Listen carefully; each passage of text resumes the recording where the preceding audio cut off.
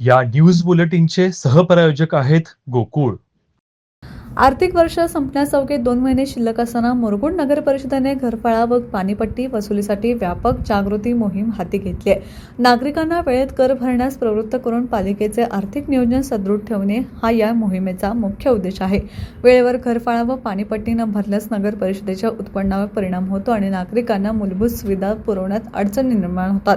ही बाब लक्षात घेऊन नगर परिषदेची विशेष पथके प्रत्येक प्रभागात घरोघरी भेट देत वसुली व जागृती करत आहेत. दिवसभरात प्रामुख्याने महिला घरी उपलब्ध असतात. हे लक्षात घेऊन वसुली पथकात महिला कर्मचाऱ्यांचा समावेश करण्यात आला आहे.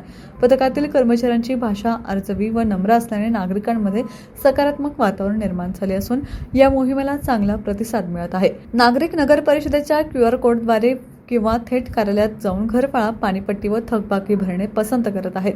नवनिर्वाचित नगरसेवकही आपल्या प्रभागातील नागरिकांना कर भरण्याचे आवाहन करत असून लोकशाही प्रक्रियेत ही एक प्रभावी आणि प्रेरणादायी मोहीम ठरत असल्याचं मत त्यांनी व्यक्त केलं. या जागृती मोहिमेत पथक प्रमुख वसुली अधिकारी रोहित आटवाडकर यांच्यासह तृप्ती पाटील, सुरेखा वडर, बाळासाहेब शेळके, रवी माडेकर, राजू डावरी, सागर पाटील, मोहन कांबळे, दत्तात्रय कांबळे, कृष्णात कांबळे, मारुती कांबळे व प्रकाश कांबळे सहभागी आहेत. टीव्ही नेक्स्ट साठी मुरगुडहून सर्जराव भाट.